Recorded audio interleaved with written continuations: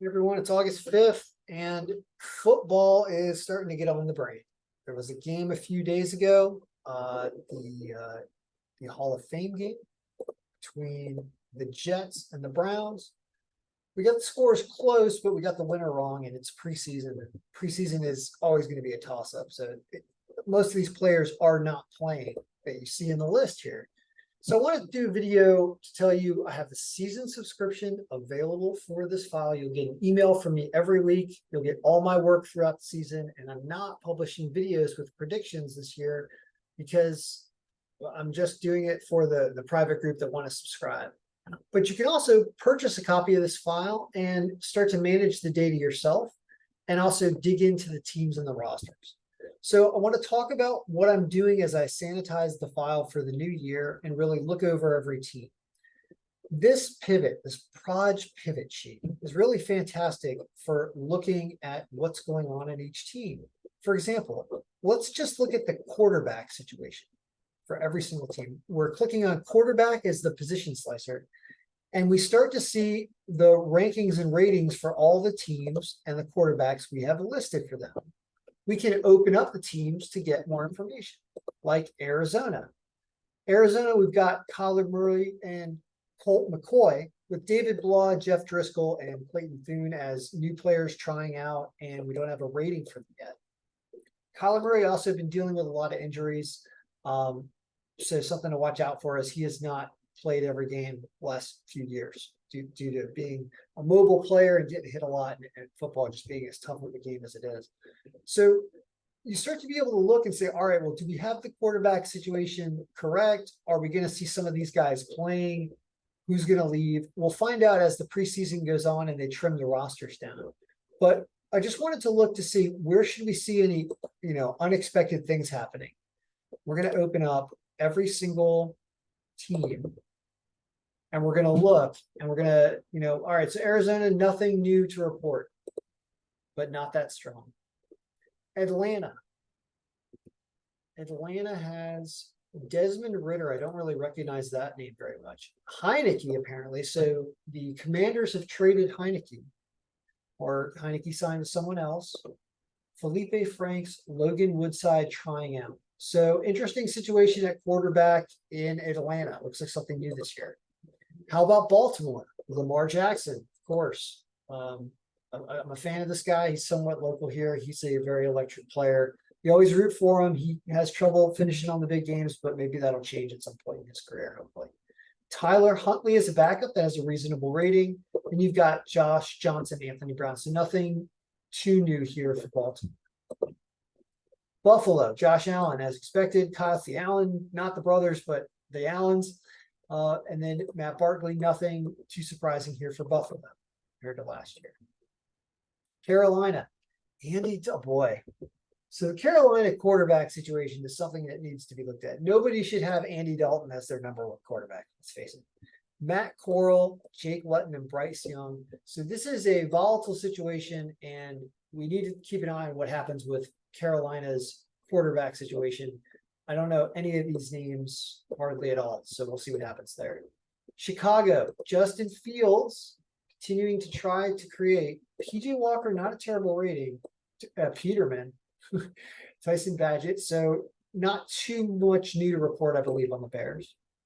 Bengals, you got Burrow, Simeon, nothing too crazy in Cincinnati compared to last year. Here's where we have some changes with Deshaun Watson, who I don't believe played at all in the Hall of Fame game. Dobbs played.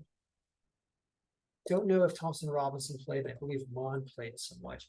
We don't have stats from the preseason games. It kind of would be nice to have. I don't know how to get that or even if it's tracked anywhere.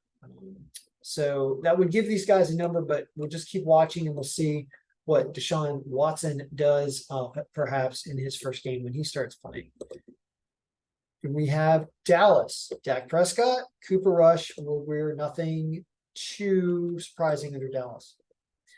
Denver, Stidham and Wilson. Look at Stidham's rating above Russell Wilson.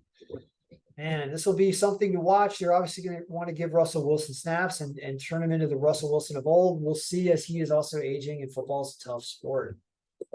Detroit, Goff, boy, look at Detroit. Brand new players are gonna try something else out, and Goff's rating was terrible last year. Green Bay. Here we get Jordan Love with Aaron Rodgers going to the Jets, and then you've got three guys down here that we don't have ratings on. Certainly, we'll all be watching. Love's rating not great last year, so this will be. They had a rough season in Green Bay last year, but this will be interesting to watch, and I'm sure one of these backups is going to get some action at some point. Houston, Davis Mills, very low rating. Houston, not much on the quarterback front, and Case Keenum as I guess a backup. We'll see. I feel like Case Keenum should have had stats last year. Let's look in the passing sheet just to make sure that we're not missing him by accident. Case Keenum was in here, but has a rating of 0 because he only had 7 attempts probably. I think I weeded him out of any number at all. Yeah, because he had less than 10 attempts on the ball, unfortunately. So very little action in 2 games there. And what that means is that his rating of 0 is actually accurate. So that's Houston looking to have probably problems in the quarterback position. Indianapolis, Ellinger and Minshew. Richardson. Minshew, yeah, that's something to watch. Is Ellinger, look for this quarterback to perform better than expected for all you fantasy people out there. That's what I'm seeing with this. Is most people think that Minshew would have a higher rating, but I guess he didn't last year. Speaking of people who used to play for Jacksonville and now play for Jacksonville, Trevor Lawrence with a huge upset against the Chargers in the playoffs. You see him playing, so not really too much of a surprise there. Kansas City, Mahomes, and it is all Mahomes all the time. So once again, franchise player right there. Chargers, Raiders. No, yeah, LV Raiders. So Garoppolo going from the 49ers to the Raiders, and then Hoyer on. So there we go. Who knows what to expect out of Garoppolo with the Raiders? Interesting mix. Probably, I mean, the Niners had some good records with Garoppolo. It's very interesting to watch, see what happens there on the Raiders. Chargers, Derek Carr on the Raiders anymore. Chargers, Herbert. Why is Herbert's rating so low? I'm astonished. Throws a lot of interceptions. And you see that, and then you see the Chargers blow a game in the playoffs. It's almost like you'd think that Herbert was a better quarterback than a .08, but for some reason his numbers yielded that last year. It's very, it's one of those things where the algorithm gives you some information that isn't really popular consensus. Like Herbert is thought of, I think, as a better contributing quarterback, but maybe his turnovers, which are weighted in this rating, were trouble. Actually, that's the issue. So it'd be interesting to watch the Chargers, and you don't have any idea what the backups there. Rams, Stafford, also not as high as you'd think there. And Brent Rippon, Mark Rippon's son, I believe. So they do have 3 they're trying out back here for the Rams. Keep an eye on that. Miami. Tua, Mike White goes from the Jets, I believe, to Miami. That's an interesting move. I believe that adds depth. You can see that White's got the .18 rating. A lot better than Herbert, right? For the Chargers. So it's one of those things where they have some contributing quarterbacks there on Miami. Look for that to help their offense throughout the season. It's a good one for week 1 also. Minnesota. Mullins has a better rating than Cousins. How about that? So Kirk Cousins continued not to perform in the playoffs and get them where they need to go. You can look for Mullins to take the reign here on Minnesota, according to that. Patriots, Mac Jones, Zapp, Cunningham, Sorley. We'll see if Mac Jones can produce. It's not a terrible rating, not great though. New Orleans, that's where Derek Carr goes. So you have Carr and Winston. Does smell like offense. And both of these quarterbacks kind of mobile. Derek Carr almost more so. Does have a decent rating. That's an interesting move. So that is certainly something to watch, what happens in New Orleans. Giants, Daniel Jones looked great. He runs the ball a lot. It gives him a good rating up here for being offensive. Giants, Tyrod Taylor, who's also rating, 0.22. Not bad. Does produce when he's in there. So the Giants a little bit more depth at quarterback than you would think. Let's go with the Jets. Shrink this a little bit. So you have Zach Wilson, Aaron Rodgers with a really low rating because of the last year at Green Bay. We would expect this to pick up here with the new team and better weather. So we'll see how that works. And Zach Wilson's rating is not bad. Even though he's not looked upon as being a good productive quarterback yet. It's a little higher than you would think. It's the Jets, Eagles, Jalen Hurts, excellent rating, of course. He carries them all the way to the Super Bowl last year. You can see why. Great rating, just like Mac Jones, right? Or Daniel Jones, whoever the quarterback for the Giants was, that Jones, who also had a high rating. These quarterbacks that run the ball and apparently do it well get a decent rating in here. Mariota's rating also not bad. Does air it out, right? And you've got two backups that I don't recognize. Pittsburgh, the Steelers, Kenny Pickett, and then Mason Rudolph, Trubisky. Boy, these are the names of quarterbacks that have been forgotten after like having some decent press or at least some attention behind them. Rudolph and Trubisky. I don't know. That's not what I want to see as backups for the Steelers. And how good is Kenny Pickett? Apparently okay. So tough depth situation for quarterback in Pittsburgh, in my opinion. Seattle, so here's San Francisco, who now has Trey Lance, Sam Darnold, and Brock Purdy. Interesting. You can see a very distributed depth of quarterbacks for the Niners. And make what you will of that. They deal Garoppolo, but here are some guys who apparently all have a chance to produce. And this Sam Darnold gets a bad rap. So we'll see how that goes in San Francisco. Seattle, it's Geno Smith and only Geno Smith, but Drew Lock didn't have apparently enough numbers last year to get anything in here. But I know he was with Denver. I don't know if he's playing and don't know about this whole Akers guy, but Geno Smith, reasonable quarterback. But they still need some more depth there, as you can see. Bucks, Baker Mayfield, John Wolford, don't recognize Kyle Trask. So Baker Mayfield, decent 0.3. How about that? Boy, Mayfield and Tampa Bay, certainly don't know what to expect here. You can see his rating is higher than you would think. And Wolford, acceptable, Wolford. So don't know what to expect there. Tennessee, Tannehill, not too much change from last year. Willis, all right, not too much of a change. And the Commanders, Sam Howell. Recognize Sam Howell. Not sure who he played for last year. I don't know if he played for the Commanders. I don't think so. So Jacoby Brissett as well. All right, you can see these are decent ratings. So the Washington have a little bit more, Commanders have a little bit more depth at that position than you would think.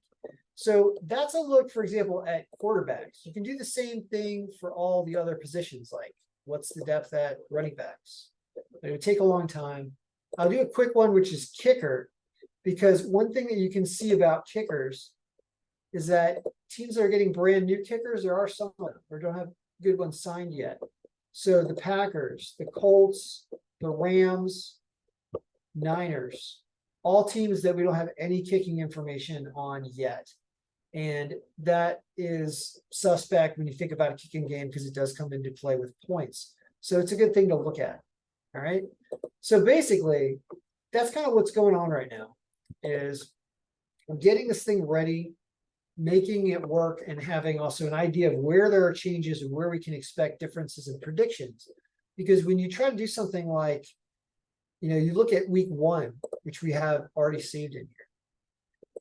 Well, based on all the things we just talked about with quarterbacks, there were some teams where quarterbacks were so questionable and depth was missing. And, you don't know what's going to happen in Las Vegas against Denver. Right here, it's saying that Denver would win.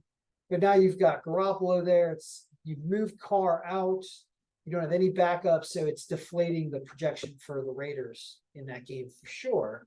And you could see that it had 2 reasonable quarterbacks for Denver in there, in Russell Wilson and the other quarterback that was in there, which was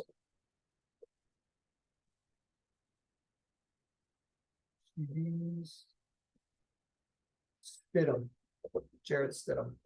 So anyway, all that stuff is affecting the projection. So the goal of what I'm doing here and getting it ready for everyone who wants to purchase and be a part of this is getting it all cleaned up so that we have just the most accurate representation of the players playing, and we give people a percentage that's relevant. If we have some new rookies playing on a team, we're going to give them something. All the rookies and all these new people, they're all appearing down here in the list of projected players that we've added to get this as accurate as possible.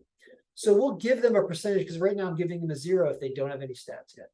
But we will give them an average for that position, a low average, just so that it affects the point projections correctly, because what we have right now is too many holes in it for it to be accurate. So once we clean it up, this fixes itself and it gives you a reasonable idea, because you've got brand new quarterbacks coming in playing full time now that Rodgers has gone in Green Bay. So does it really give the Bears, or basically say that Green Bay has created, brought in so many new people to their team that their point projections are so deflated. For example, let's look at that.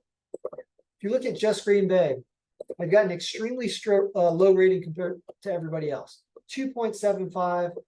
It's on the low end. Well, what's contributing to that? Where are we missing projections for people? We're seeing a ton of zeros down here. Oh my goodness, right? There's how many guys that have absolutely no projection? 16. We're only including the top 8 guys on the entire team right now. No wonder their projection is way off. Well, that will get cleaned up, and I will apply this one by one and look at every team before the start of the season as all the cuts happen and get it clean and ready to go. That's what makes it so valuable. So I figured I'd do a video explaining what's going on. If you want a one-time copy of this and you want to update it yourself, it's $100. So I've got the link in the description for the one-time copy or the $300 season subscription, where I email you every week. All right. So enjoy your football season. That's what I'm working on, and it will get done. All right. Good luck. May all your picks be winning.